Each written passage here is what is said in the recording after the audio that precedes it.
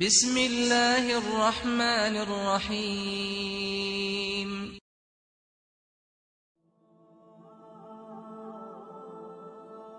به نام خداوند بخشنده مهربان. پیامبر صلی الله علیه و سلم می‌فرمایند دو خصلتی هست که اگر بنده مؤمن به اونها عمل بکند داخل جنت می شود و اونها بسیار آسان هستند و کسانی که به اونها عمل میکنند به نهایت کم هستند.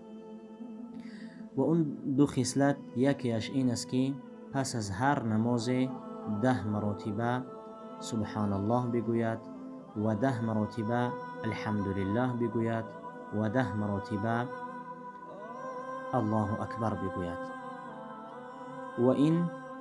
و اینها با زبان گفتن 150 مرتبه می شود. یعنی در 5 وقت نماز گفتن اینها 150 مرتبه می شود حسابشان به زبان.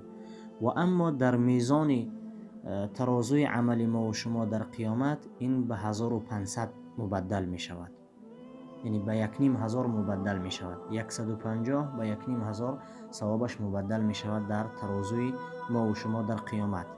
و دومین خصلت این است که 34 بار الله اکبر بگوید هنگامی که به جایگاه خواب می رود و 33 مرتبه الحمدلله بگوید و 33 مرتبه سبحان الله بگوید. و این به زبان گفتن 100 مرتبه می شود، اما در ترازوی روز قیامت گفتند 1000 ثواب می شود، یعنی مبدل به 1000 می شود. یعنی این دو خصلت را هر بنده مؤمن اگر انجام بدهد عملی بکند داخل جنت می شود. و کسانی که به اینها عمل میکنند اندک هستند، یعنی کم انسان ها هستند که به اینها عمل میکنند.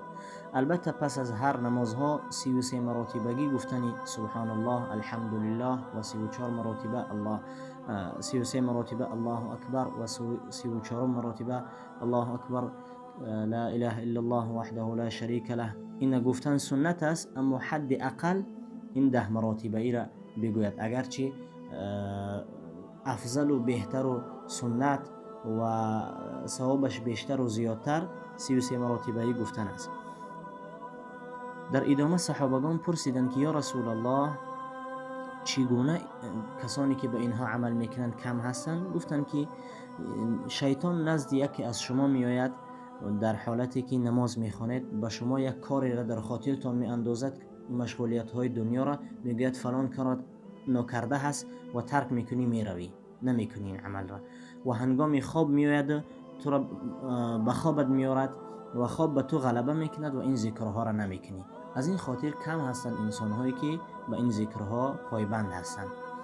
به همین خاطر گفتند کسانی که به این دو خصلت پایبند باشند داخل جنت می شوند.